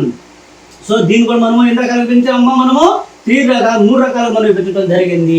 ఇది జాగ్రత్త గుర్తుపెట్టుకో. ఫస్ట్ వన్ ఇది ప్రాతినిధ్యపు ద్రవ్యము. ప్రాతినిధ్యపు ద్రవ్యం. ప్రాతినిధ్యపు ద్రవ్యం. ప్రాతినిధ్యపు ద్రవ్యం. ఏంటి? రిప్రజెంటేటివ్ పేపర్ మనీ అన్నాం. రిప్రజెంటేటివ్ పేపర్ మనీ అంటే ఏంటి? మీరు జాగ్రత్త గుర్తుపెట్టే ద్రవ్యం తయారీలో మనము ఏం చేస్తున్నాము? తక్కువ ఖర్చుతో కూడినటువంటి పేపర్ని ఉపయోగిస్తున్నాము. దీనికి ఏం పెడుతున్నాము మనము? బంగారు నిల్వలను అండ్ దెన్ బులియన్ సర్టిఫికేట్లను నిల్వగా ఉంచుతున్నాము. ఇది జాగ్రత్తగా గుర్తుపెట్టుకోవాల్సినటువంటి అంశం అమ్మ. దీని నుంచి మనకు అడిగినటువంటి 2011 సంవత్సరంలో జరిగిన గ్రూప్ 2లో అడిగిన పెట్టిందని అంటే జాగ్రత్త గుర్తుపెట్టుకోండి. కాగితపు ద్రవ్యానికి సమపాలలో నిల్వలు దేని వస్తారు అన్నాడు. ఆప్షన్లు ఏం పెట్టాడంటే బంగారం అని చెప్పలా, గుప్త నిధులు అని పెట్టాడు ఆన్సర్. గుప్త నిధులు అంటే గుప్తుల కాలంలో ఏముంది? బంగారానికి ఉన్నంత వాల్యూ దేనికి లేదు. అందుకే కదా అక్కడక్కడ చూడు గుప్త నిధులు తవ్వుతా ఉంటారు. ఎందుకంటే అది ఒరిజినల్ గోల్డ్ అమ్మాయి. ఇప్పుడున్నది ఏముంది? గోల్డ్, రాగి అంత మొత్తం మిక్స్ కొడుతున్నాడు. అవునా కదా? అది ఒరిజినల్. గుప్తుల కాలంలో ఉన్నాడు బంగారము, స్వర్ణము, అది గోల్డ్. అది గుప్తుల కాలం అనేది స్వర్ణయుగం అంటారు. అవునా కదా? మీకు తెలుసు, మీరు హిస్టరీ చదువుకుంటారు, గుడ్ రేంజ్లు చదువుతున్నారంటే మీరు. అది కూడా మీరు చదువుకుంటారని చెప్పేసి నేను అనుకుంటున్నాను. Okay right. తీసి ప్రాతినిధ్యం ద్రవ్యం అయిపోయింది. ఓకేనా. తర్వాత మన ఏంటి? మీకు బాగా గుర్తుంది పరివర్తనీయ ద్రవ్యము. Convertible money. పరివర్తనీయ ద్రవ్యం చూడమ్మా. పరివర్తనీయ ద్రవ్యం. పరివర్తనీయ ద్రవ్యం అంటే ఏంటి? ఇక్కడ జాగ్రత్తగా గుర్తుపెట్టుకోండి. పరివర్తనీయ ద్రవ్యం అంటే ఏం లేదమ్మా. ద్రవ్యాన్ని తయారు చేసే ద్రవ్యాన్ని, ఈ యొక్క ద్రవ్యం అంటే డబ్బుల్ని మనం ఏం చేస్తాం? కన్వర్టబుల్. దేంట్లో మారుస్తాం? గోల్డ్ లేక మారుస్తాం. గోల్డ్ నుంచి మళ్ళీ ఏం చేస్తాం? డబ్బులు లేక మారుస్తాం. సపోజ్ నా దగ్గర 1 lakh రూపీస్ ఉందమ్మా. నేరుగా వెళ్ళాను, కళ్యాణ్ జ్యువెలర్కి వెళ్ళాను, లేదా మనకు నచ్చినటువంటి జ్యువెలర్కి వెళ్ళిపోయినాము, గోల్డ్ కొన్నాను, గోల్డ్ లేక కన్వర్ట్ చేసేసాను. మళ్ళీ నాకు ఇబ్బంది వచ్చింది, మళ్ళీ గోల్డ్ ఎత్తుకునేసి మళ్ళీ నేను బ్యాంకులో కుదరబెట్టాను, మళ్ళీ గోల్డ్ డబ్బులు లేక నేను కన్వర్ట్ చేసేసాను. అంటే ఇది కన్వర్టబుల్. పరివర్తనీయ ద్రవ్యం.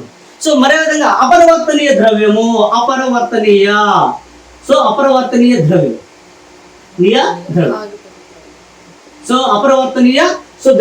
ఏంటి అపరివర్తనీయ ద్రవ్యం అంటే?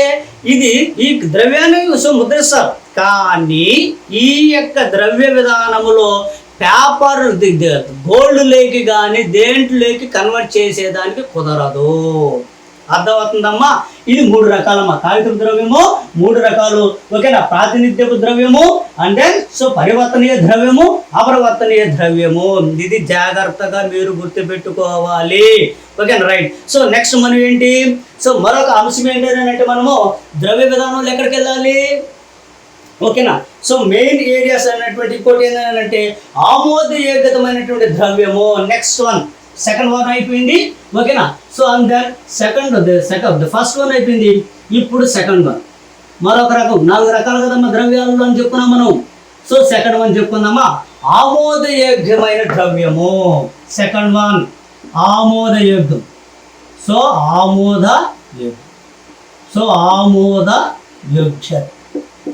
యోగ్యతమైన ద్రవ్యం. ఏంటి ఆమోదయోగ్యమైనటువంటి ద్రవ్యము? సో చూడండి, ఆమోదయోగ్యమైన ద్రవ్యాన్ని కూడా మళ్ళీ ఏం చేశారు, 2 రకాలుగా విభజించడం జరిగింది. ఆమోదయోగ్యమైన ద్రవ్యాన్ని ఎన్ని రకాలు విభజించారమ్మా, 2 రకాలు. ఫస్ట్ వన్ ఏంటంటే చట్టబద్ధమైనటువంటి ద్రవ్యం, చట్టబద్ధ ద్రవ్యము అని, ఓకేనా. అదేవిధంగా చట్టబద్ధ కాని ద్రవ్యం అని, చట్టబద్ధ కాని ద్రవ్యం చూసారమ్మా. సో ద్రవ్యాన్ని ఆమోదయోగ్యతను బట్టి ద్రవ్యాన్ని కూడా మళ్ళీ 2 రకాలు ఉంచారు. సో 2 రకాలు పెంచారు. ఒకటేంది చట్టబద్ధమైన ద్రవ్యము, మరొకటి ఏంటంటే చట్టబద్ధ కాని ద్రవ్యంగా మనం కాల్కులేట్ చేయడం జరిగింది. సో ఇప్పుడు జాగ్రత్తగా మీరు ఆలోచించండి, ఏంది చట్టబద్ధ ద్రవ్యము, చట్టబద్ధ కాని ద్రవ్యము అని అంటే, చూడండి, ఆర్బిఐ ముద్రించేటువంటి ద్రవ్యాన్ని మనము చట్టబద్ధమైన ద్రవ్యము అంటాం, అవునా కదా. ఆర్బిఐ డబ్బులు ముద్రిస్తుందమ్మా, యాక్సెప్టెడ్ 1 రూపీ నోటు తప్ప మిగతా నోట్లన్నీ కూడా ఎవరు ముద్రిస్తారంటే ఆర్బిఐ కొడేసరి బిట్. గ్రూప్ 2లో స్పందించిన బిట్టం ఇది. గ్రూప్ 2లో సో మనం జరిగినటువంటి ఎగ్జామ్లో కొట్టిన బిట్ ఇది, ఓకేనా. ఆర్బిఐ ఏ ద్రవ్యాన్ని ముద్రిస్తుంది అన్నాడు, యాక్సెప్టెడ్ 1 రూపీ నోట్ తప్ప. ఆన్సర్లో కానిది ఏంటంటే 1 రూపీ నోట్, దాన్ని పక్కన పెట్టేది, ఎందుకంటే ఆర్థిక శాఖ వారు దాన్ని ముద్రించడం జరుగుతుంది, ఓకే. ఇది జాగ్రత్తగా గుర్తుపెట్టుకోవాలి, ఓకేనా. సో ఇది చాలా important, very very very important point అన్నది, ఓకే. రైట్, ఓకే, సరే తీసి. ఇప్పుడు చట్టబద్ధమైన ద్రవ్యం, ఈ చట్టబద్ధమైన ద్రవ్యాన్ని కూడా మళ్ళీ 2 రకాలుగా విభజించడం జరిగింది, ఓకేనా. సో చూడండి, సో దీన్ని మళ్ళీ ఎన్ని రకాలుగా విభజించడం జరిగింది, సో 2 టైప్స్, ఓకేనా. సో ఫస్ట్ వన్ ఏంటంటే సో అపరిమితమైనటువంటి ద్రవ్యం, అపరిమిత ద్రవ్యం, సో అపరిమిత ద్రవ్యం అండ్ దెన్ సో పరిమిత ద్రవ్యం. సో ఈ విధంగా 2 రకాలుగా విభజించడము జరిగింది. సో ఇది మీరు చాలా జాగ్రత్తగా గుర్తుపెట్టుకోవాల్సినటువంటి అంశం అమ్మా ఇది, ఓకేనా. రైట్. సో ఏంటి అని అంటే ఇక్కడ సో అపరిమిత ద్రవ్యం అంటే ఏంది, వ్యాపారం జరుగుతూ ఉంది, లేదా అప్పు తీసుకోవడం, నువ్వు అప్పుడికి అప్పు ఇవ్వాలి, వ్యాపారానికి చెల్లింపులు చెల్లించాలి, ఎంత అమౌంట్ అయినా కానీ చెల్లించవచ్చు. రూపాయి నోట్లు, రూపాయి నుంచి 2000 రూపాయల నోటు వరకు, ఎంత రూపాయి కాన్స్ ఉన్నాయా, 1,00,000 రూపాయలు యాక్సెప్ట్ చేయాలి అతను, అంతే. 2000 రూపాయల నోటు ఉన్నాయా, 1,00,000 రూపాయలుగా ఇచ్చినా యాక్సెప్ట్ చేయాలి, లేదా 500 రూపాయల నోటు ఉన్నా 1,00,000 రూపాయలు తీసుకోవచ్చు. అదే సో ఇక్కడ మనం 2வது ఏమన్నామంటే పరిమిత ద్రవ్యం. మనం ఇక్కడ ఏంటంటే ఒక పరిమిత మాత్రమే ద్రవ్యాన్ని తీసుకొని యాక్సెప్ట్ చేస్తాడు, తను తీసుకుని. ఒకప్పట్లో మీరు చూస్తుంటే 5 పైసలని, 10 పైసలు, అదేవిధంగా 20 పైసలు అని చెప్పేసి 25 పైసలు పావడాలని, ₹10 అనేవి ఉండేవి. ఇప్పుడు లేవు. 2011 సంవత్సరం కాబట్టి క్యాన్సిల్ చేసేసారు ప్రభుత్వం, ఓకేనా. ఇవి ఎంతవరకు లిమిటెడ్ అని అంటే 25 రూపాయలకు మాత్రమే లిమిటెడ్ తీసుకుంటాడు, ఆయన తీసుకోడు. ఇప్పుడు నువ్వు బస్ ఎక్కావు, సో ఒక ఫ్యామిలీ పోతుంది, ఫ్యామిలీకి టికెట్ 100 రూపాయలు అయినాయి, అన్ని 5 పైసలు బిల్లు ఇస్తావా, తీసుకుంటాడు అతను కండక్టర్. అతని దగ్గర ఉండే బ్యాగ్ చిన్న బ్యాగ్, ఎక్కడ పెట్టుకుంటావు బాబు, 25 రూపాయల కన్నా యాక్టివ్ తెలియదు, నా వల్ల కదా అనేసాడు, రిజెక్ట్, ఓకేనా. గుర్తుపెట్టుకోండి అమ్మా. సో ఇది చట్టబద్ధమైనటువంటి ద్రవ్యం, ఓకేనా. ఇదే విధంగా చట్టబద్ధ కాని ద్రవ్యం. ఈ చట్టబద్ధ కాని ద్రవ్యాన్ని ఎవరు సృష్టిస్తారు అని అంటే బ్యాంకులే. సపోజ్ చట్టబద్ధ కానిటువంటి ద్రవ్యం అంటే ఏంటి, చెక్కులు, డ్రాఫ్ట్లు, ఇవి చట్టబద్ధ కాని ద్రవ్యం. ఇవి కూడా బ్యాంకులు, ఇప్పుడు ఎస్బీఐ ఉంది, ఎస్బీఐ చెక్కులు వాళ్ళే కదా సృష్టించుకుంటారు, ఓకేనా. రైట్. అదేవిధంగా డ్రాఫ్ట్లు ఉన్నాయి, డ్రాఫ్ట్లు అంతా ఎవరు చూసుకుంటారు, వాళ్ళు సృష్టించుకుంటారు. ఎస్బీఐ ఉంది, ఐసిఐసి ఉంది, యాక్సిస్ ఉంది, అండ్ దెన్ సో హెచ్డిఎఫ్సి ఉంది, వాళ్ళ చెక్కులు వాళ్ళు ముద్రించుకుంటారు, కానీ చెక్కు పవర్ ఉంటుంది, ఓకేనా. రైట్. కాబట్టి దాన్ని ఏమంటారు మనము, చట్టబద్ధ కానిటువంటి ద్రవ్యం అంటారు. చట్టబద్ధ ద్రవ్యం కానిది ఏదనంటే చెక్కులు, డ్రాఫ్ట్లు. ఇది జాగ్రత్తగా గుర్తుపెట్టుకోండి అమ్మా, వెరీ వెరీ ఇంపార్టెంట్ పాయింట్, ఓకేనా. రైట్. నెక్స్ట్ వన్, ఇప్పుడు మనము ద్రవ్యత్వం, 3వ చూడమ్మా, ద్రవ్యత్వం ఆధారంగా ద్రవ్యం గురించి మనము డిస్కషన్ చేసుకోవాలి. ద్రవ్యత్వం ఆధారంగా ద్రవ్యాన్ని మనము, ఇది వెరీ వెరీ వెరీ ఇంపార్టెంట్ అమ్మా. ద్రవ్యత్వం ఆధారంగా ద్రవ్యాన్ని మనం 2 రకాలుగా విభజించడం జరుగుతుంది. ఒకటి వచ్చేసి చూడండి, సో ఫస్ట్ వన్ సో సామాన్య ద్రవ్యం, సామాన్య ద్రవ్యం. సో మరొకటి ఏదనంటే చూడండి సమీప ద్రవ్యం, వెరీ వెరీ ఇంపార్టెంట్ అమ్మా. సో ఈ రెండింటిని కూడా ఆల్రెడీ బిట్లో స్పందించేస్తున్నాడు ఎగ్జామినర్. చూడండి, సామాన్య ద్రవ్యం, ఆర్డినరీ మనీ అంటారు. సామాన్య ద్రవ్యం అంటే ఏంది? సామాన్య ప్రజల దగ్గర ఉండేటువంటి అమౌంట్లు, బ్యాంకులో ఉండేటువంటి అమౌంట్లు, ఓకేనా. అదేవిధంగా సో రిజర్వ్ బ్యాంక్ దగ్గర ఉన్నటువంటి డిపాజిట్లు, ఇవన్నీ కూడా మనము సామాన్య ద్రవ్యం అంటారు. అత్యంత శక్తివంతమైన ద్రవ్యం అని కూడా అంటారు, ఓకేనా, రైట్.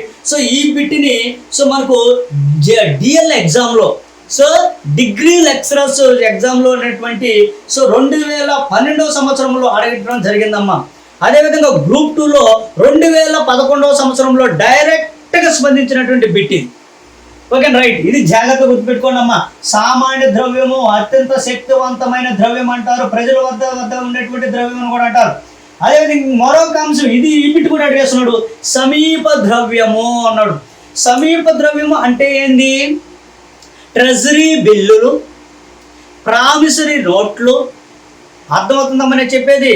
సో ప్రామిసరీ నోట్లు, జాతీయ పొదుపు, ఓకేనా, ట్రెజరీ బిల్లులు, ఓకేనా. సో ఈ హుండీలు, ఓకేనా. సో ప్రామిస్, ఇవన్నీ కూడా సమీప ద్రవ్యం కిందకే వస్తాయి.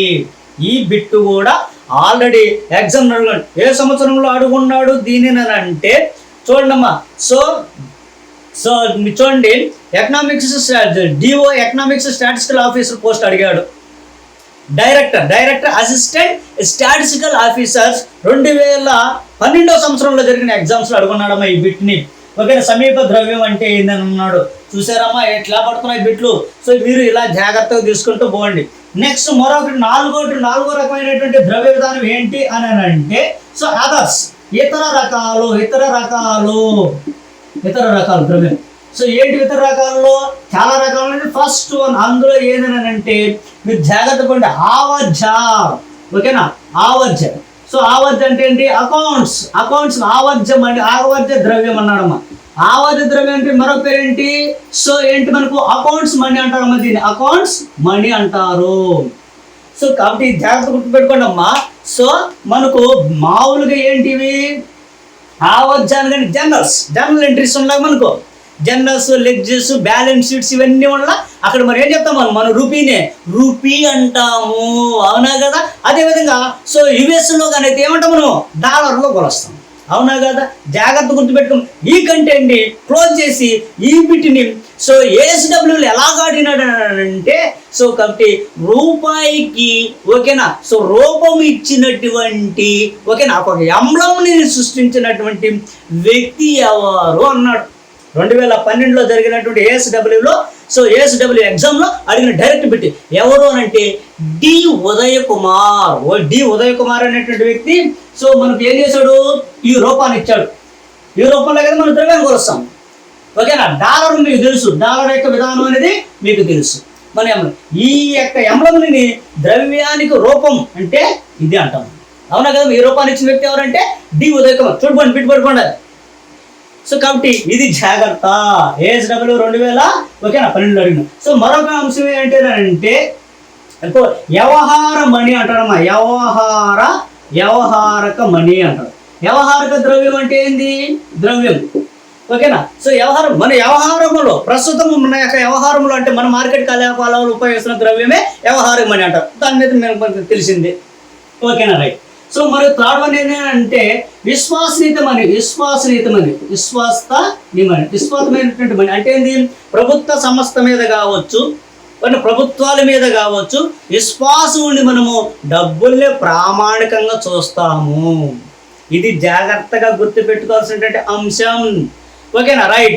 సో అండ్ దెన్ మరొక రకమైన ఏంటంటే జాగ్రత్త గుర్తుపెట్టుకోండి. ఫోర్త్ వన్ ఏంటంటే fit money. So fit money అంటే ఏంది?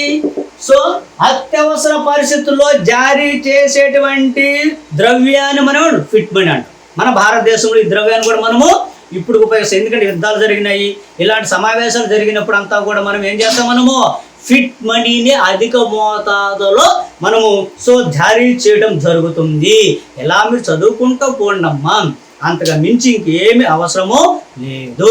నెక్స్ట్ మనకు ద్రవ్యం రకాలు చెప్పాను. ద్రవ్యం ఎన్ని రకాలని చెప్పాము? 4 రకాలని చెప్పాము, ఓకేనా. సో ఆ 4 రకాలు మొత్తము మీకు చెప్పుకుంటూ వచ్చాను. నేను ఎక్కడెక్కడ బిట్లు పడ్డాయని చెప్పాను. వీడియోని జాగ్రత్తగా చూడాల్సిన బాధ్యత మీదే. Okay right. నెక్స్ట్ మనము ఈ ద్రవ్యం యొక్క విధులు, డబ్బుల యొక్క విధులు ఎలాంటి విధులు చేస్తుంది, విధులను నిర్వహిస్తుందో మనం చూద్దాం. సో ద్రవ్యం అనేటువంటిది 2 రకాలమైనటువంటి విధులు నిర్వహించడం జరుగుతుంది. సో ప్రాథమిక విధులు అండ్ ద్వితీయ విధులు అంటారు, అంటే దీన్ని గౌణ విధులు అని కూడా అంటారు. ఓకేనా. సరే, ఈ యొక్క విధులు కూడా చూసేద్దాము మనం. సో మన యొక్క అమౌంట్ అనేటువంటి ఎలాంటి విధులను నిర్వహిస్తుంది. ఓకేనా రైట్. చూడండి విధులు, ద్రవ్యం యొక్క డబ్బుల యొక్క విధులు ఎలాంటి విధులు నిర్వహిస్తుంది డబ్బులు అనేటువంటిది. చూడండి బేసిక్గా 2 రకాలైన విధులు నిర్వహించడం జరుగుతుంది. విధులు ద్రవ్యం విధులు. సో విధులు, సో ద్రవ్యం యొక్క విధులు ఏంటి ద్రవ్య విధులు. సో 2 రకాలమైన విధులు నిర్వహిస్తుంది. ఫస్ట్ అంటే సో ప్రాథమిక విధులు అండ్ ద్వితీయ విధులని సో నిర్వహించడం జరుగుతుంది. So primary and secondary. Okay చూడండి అమ్మా, సో సబ్సిడరీ అని కూడా అంటారు. సో ఇక్కడ ప్రాథమిక విధులు అంటే ఏంటి. సో సో విధులు 2 రకాలైన ప్రాథమిక విధులు ఉన్నాయి. ఇది జాగ్రత్తగా గుర్తుపెట్టుకోండి, బిట్టుబడిపోయినది ఆల్రెడీ. సో ఫస్ట్ వచ్చేసి ప్రాథమిక విధులు 2 రకాల విధులు నిర్వహిస్తుంది. ఫస్ట్ వన్ ఏంటంటే వినిమయ విధులు. వినిమయ విధులు ఏంటి వినిమయ విధులు అంటే జాగ్రత్తగా ఆలోచించండి అమ్మా. వినిమయ విధులు అంటే ఏమిటి, medium of exchange. Medium of exchange అంటే ఏంటి, ఒక వస్తువుకి మరొక వస్తువుని కొనుగోలు చేయాలనంటే మిడిల్గా ఉపయోగిస్తున్నది ద్రవ్యం. వస్తువులు కొనాలి లేదా సేవలు కొనాలి అని అంటే ఏం చేయాలి, మనం ఏం వాడుతున్నాం, మనము మీడియం మ్యాన్గా డబ్బులు వాడుతున్నాం మనము. ఇది జాగ్రత్తగా గుర్తుపెట్టుకోవాల్సిన అంశం. ఓకేనా రైట్. ఇది జాగ్రత్త. ఈ బిట్ని సో ఏ సంవత్సరంలో కొట్టేశాడు, ఏఎస్ఓ 2011 సంవత్సరంలో జరిగినట్టు అసిస్టెంట్ స్టాటిస్టికల్ ఆఫీసర్ 2011 సంవత్సరంలో జరిగినటువంటి ఎగ్జామ్లో ఈ బిట్ని ఎలా చేశాడు అంటే సో మీడియం ఆఫ్ ఎక్స్చేంజ్గా పనిచేసేది ఈ ద్రవ్యం ఏది అన్నాడు. ద్రవ్యమే కదా, మనీయే కదా. ఇది ఫస్ట్ అంటే ఒకటి. సో సెకండ్ విధి ఏంటి అని అంటే చూడండి మెజర్స్, కొలతలు పర్ఫెక్ట్ కొలత చేస్తాం. సో ఏంటి మెజర్స్ ఆఫ్ వాల్యూ అంటాడు ఇంగ్లీష్లో. అయితే ఒక వస్తువుని పర్ఫెక్ట్గా కొలస, ఇది ఇంత ధర అని. ఇంకొక వస్తువు ఏబిసి 3 రకాలైన వస్తువులు ఉన్నాయమ్మా. ఏ వస్తువు యొక్క విలువ వచ్చేసి ఏమో 20 రూపాయలు, బి వస్తువు యొక్క విలువ ఏమో 15 రూపాయలు, సి వస్తువు యొక్క విలువ ఏమో 10 రూపాయలుగా డిసైడ్ చేయడం జరిగింది.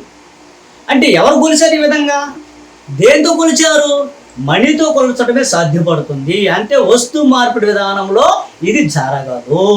కాబట్టి ఇది మనం జాగ్రత్తగా గుర్తుపెట్టుకోవాల్సినటువంటి అంశం. మరొక ఏంటంటే సో విధి ఏంటంటే చూడండి ద్వితీయ విధులు. సో ద్వితీయ విధులు కూడా 2 రకాలమ్మా. ద్వితీయ విధులు కూడా మళ్ళీ ఏం చేసాం మనము 2 రకాలుగా విభజించడం జరిగింది. సరే ఓకే. ఈ ద్వితీయ విధానం.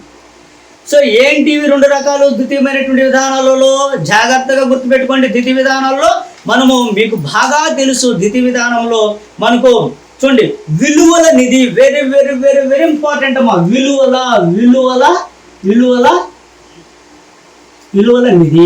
నిధి అమ్మాయి నిధిగా కూడా పనిచేస్తుంది.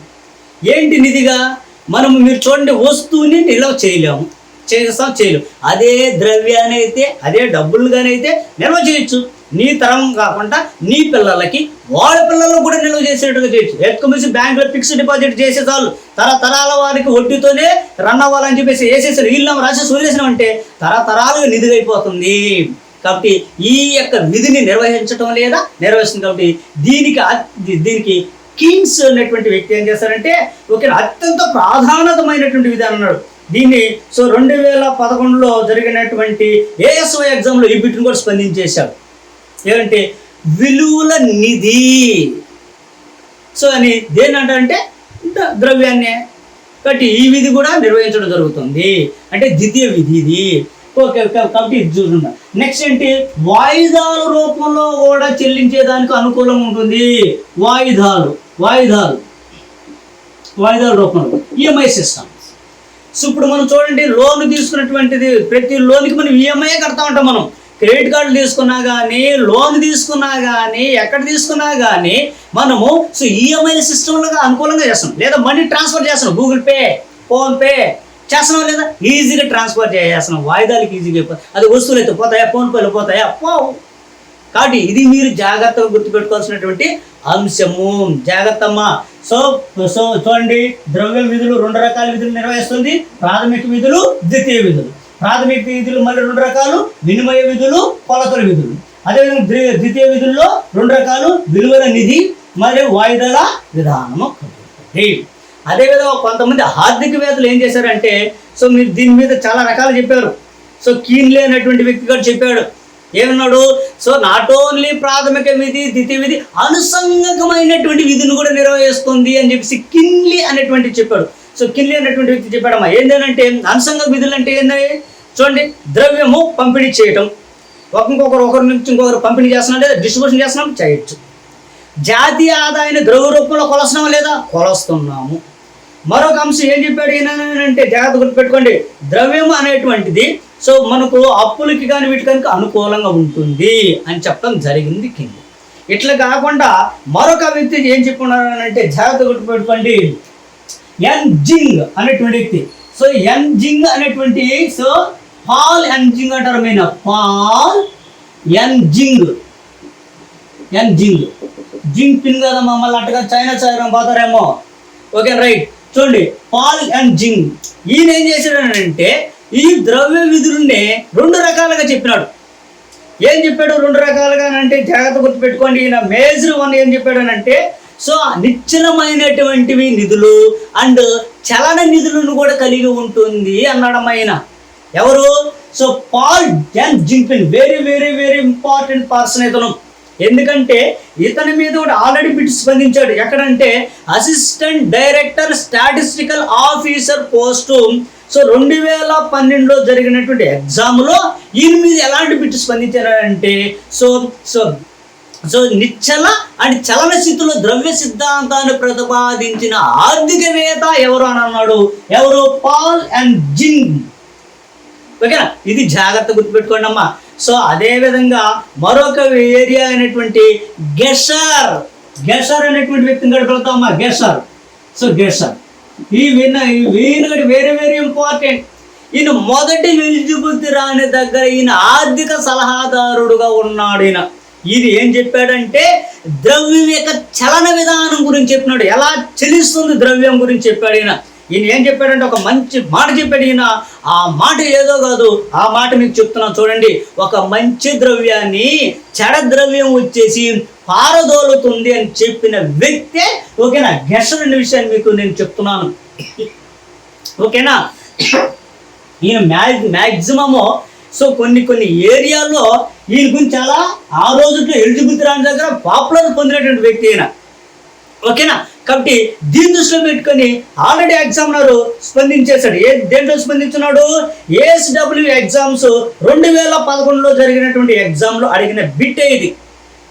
ఓకేనా? గెషర్ ప్రతిపాదించినటువంటి సిద్ధాంతం అన్నాడు. ఆప్షన్ ఏమిటో ద్రవ్య చలన విధానం. అంతే. ద్రవ్యము ఎలా చెల్లిస్తుంది?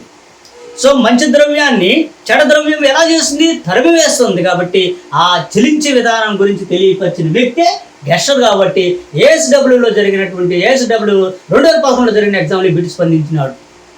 అండ్ దెన్ ఈ ఏరియాలో లాస్ట్ ఏరియాని కంక్లూడ్ చేస్తాను. ఆ ఏరియా నుంచి ఆల్రెడీ పెట్టుబడి ఉన్నది, ఎక్కడ పెట్టుబడింది, ఏ సంవత్సరంలో పెట్టుబడింది కూడా నేను చెప్తాను మీకు. ఓకేనా? రైట్. చూడండి అమ్మా. సో ఇప్పుడు ద్రవ్యంకి లక్షణాలు, ఎలాంటి లక్షణాలు కలిగి ఉంటుంది ద్రవ్యం? ఒక మంచి ద్రవ్యము అంటే మన దగ్గర ఉన్నటువంటి 500 రూపాయల నోట్లు, అదేవిధంగా 100 రూపీస్ నోటు, అదేవిధంగా 200 రూపీస్ నోటు ఉన్నది కదమ్మా. సో ఈ యొక్క మంచి ద్రవ్యమే అంటారు దీన్ని. ఇది ఎలాంటి లక్షణాలు కలిగి ఉంటుంది? మన దగ్గర ఉన్నటువంటి 500 రూపాయల నోటు ఎలాంటి లక్షణాలు కలిగి ఉంటుంది? ఫీచర్స్. సో చూడండి, లక్షణాలు మంచి ద్రవ్యము ఎలాంటి లక్షణాలు కలిగి ఉంటుంది? జాగ్రత్త గుర్తు పెట్టుకోండి. సో ఫస్ట్ లక్షణం చెప్తాను, మీకు బాగా తెలుసు. ఇది తేలిగ్గా ఉంటుంది. 500 రూపాయలు తేలిగ్గా లేదా? ఉంది. ఒకటి. దీన్ని సింపుల్గా గుర్తించవచ్చు. నేను జోబి నుంచి 500 రూపీస్ నోట్ తీసాను. ఓకే, ఇది ఎంతమ్మా అంటే ఇది 500 రూపీస్ అని చెప్పేసి ఎవడు అడిగినా చెప్తాడు. అవునా కదా? రెండో పాయింట్. మూడోది వచ్చేసి ఇది హోమోజీనియస్ కలిగి ఉంటుంది. అంటే ఒకే రకం కలిగి ఉంటుంది. ఎక్కడైనా చూడండి 500 రూపాయలు ఒకే రకం ఉంటుంది. గాంధీ తాత ఉంటాడు, అదే కలర్ ఉంటుంది, అదే పాయింట్ సైజ్ ఉంటుంది. ఒకటి. మరొకటి డ్యూరబిలిటీ ఎక్కువగా ఉంటుంది, ఎక్కువ రోజులు ఉంటుంది, స్థిరత్వంగా ఉంటుంది. అవునా కదమ్మా? కొంతమంది పల్లెటూరులో చూడండి, 500 రూపాయలు నోట్ అనేది గందరగోళంగా మడిసి దాని కొంగి చుట్టి గందరగోళం చేస్తుంటారు, అయినా తట్టుకొని ఉంటుంది. Okay, right. ఇది సో మన్నిక ఎక్కువగా ఉంటుంది. అవునా కదమ్మా? ఉంటుంది. దీనికి వెలాసిటీ ఎక్కువ, వేకోచత్వం ఎక్కువ. ఇది జాగ్రత్తగా గుర్తుపెట్టుకోండి. ఓకేనా? అదేవిధంగా దీనికి సో మీరు బాగా చూసినట్లయితే ఈ ద్రవ్యానికి సో మనకు ఎక్కడ చూసినా కానీ ఒకే విలువ ఉంటుందా లేదమ్మా? ఉంటుంది. తేలిగ్గా తీసుకోపోవచ్చు ఒక చోటు నుంచి ఇంకో చోటుకి. ఏముండదు, 5 రూపాయలు జోబులు పెడేస్తే ఏముండదు, బరువు ఉండదు. ఈ షర్ట్ వేసుకున్నంత బరువు కూడా ఉండదు, ఈ టై వేసుకున్నంత బరువు కూడా ఉండదు అది. అవునా కదా? సో కాబట్టి తేలిగ్గా తీసుకుపోవచ్చు, ఒక చోటు నుంచి మరొక చోటుకి తీసుకోపోవచ్చు. ఇది మనకు మంచి ద్రవ్యానికి ఉండేటువంటి లక్షణాలు. దీని దృష్టిలో పెట్టుకొని మనకు ఎలాంటి బిడ్డు స్పందించినాడు అని అంటే, ఇది కూడా ASWS పరీక్షలో 2012 సంవత్సరంలో అడిగినటువంటి ప్రశ్న ఇది. ఈ ప్రశ్న ఎలాంటి ప్రశ్న చేశారంటే, మంచి ద్రవ్యానికి ఉండేటువంటి లక్షణం ఏది అని అన్నాడు. ఫస్ట్ ఆప్షన్ లేదు ఏం పెట్టున్నాడంటే, ఓకే జాగ్రత్త గుర్తుపెట్టుకోండి. ఫస్ట్ పాయింట్ ఆమోదయోగ్యమైనది. ఆమోదయోగ్యమైనది అంతే కదా? సో ఎత్తుకొని పోసి గోయా 500 రూపీస్ నోట్ ఇస్తున్నాను, నాకు ప్రొవిజనల్ ఏమంటే ఎస్ ఇస్తాను అని చెప్పేసి అంటాడు. అంటే ఇది కాదే అది ఇది అంటాడా? అన్నాడు. మంచి ద్రవ్యం లక్ష్యంలో. అవునా కదా? సో ఇది కాబట్టి ఇదమ్మా. సో కాబట్టి మనకు ఓవరాల్గా మనకు ద్రవ్యం గురించి మనము పార్ట్ 1 చెప్పుకున్నాము. పార్ట్ 2లో M1 ఎలా ఉంటుంది, M2 ఎలా ఉంటుంది, ఈ M3 ద్రవ్యం అంటే ఏంది, M4 ద్రవ్యం అంటే ఏందో సో నెక్స్ట్ వీడియోలో మనము చూస్తాం. ఓకేనా? Right, thank you.